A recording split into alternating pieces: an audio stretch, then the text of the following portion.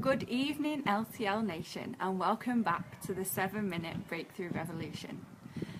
And tonight you'll see I'm in a different location. I am in Manchester, which is in the UK, and it's where I'm from. It's where I grew up all my life, in my past, and it's somewhere where I've come back to this weekend because one of my friends is getting married.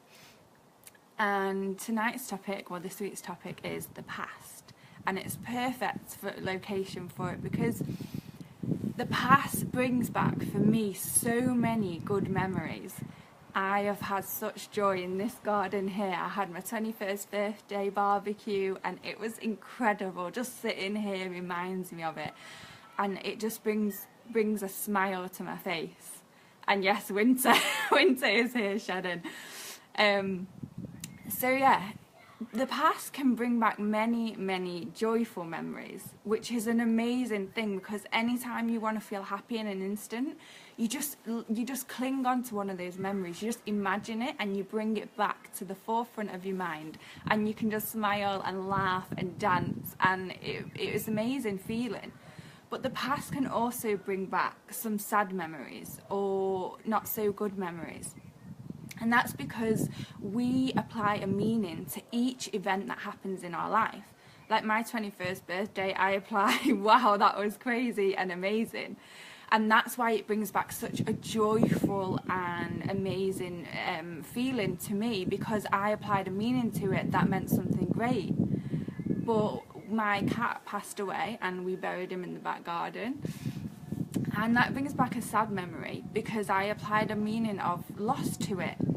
And it also brings back a happy memory because he was a great part of my life, my cat, and I loved him. So those times are good.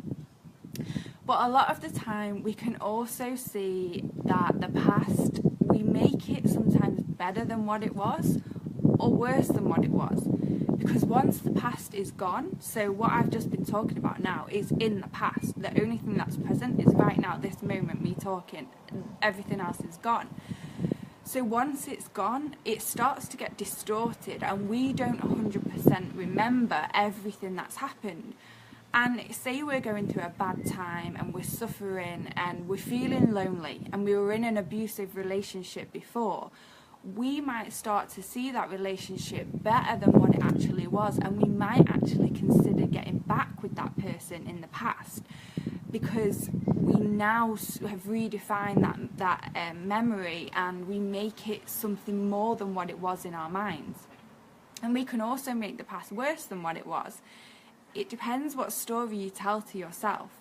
And like Sharon said earlier on in the week, she loves hearing people's stories.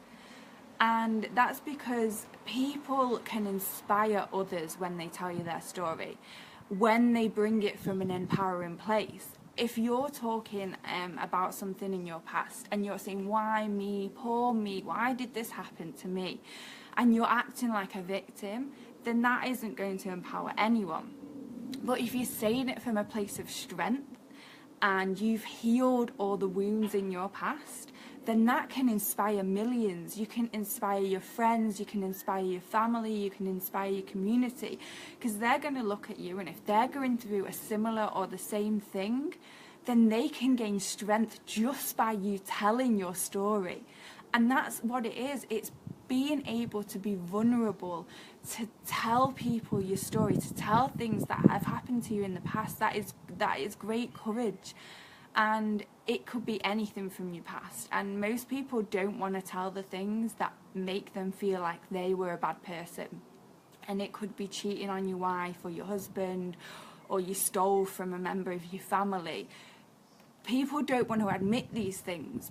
But what I've come to learn is that bad behaviour doesn't make you a bad person. And you always have the choice. You can always make a choice to take a different direction, to do good behaviour instead of bad. Your past does not define you. It doesn't make you who you are. It's just a part of your life, a part of your journey. It's not the whole piece. It's not the whole pie.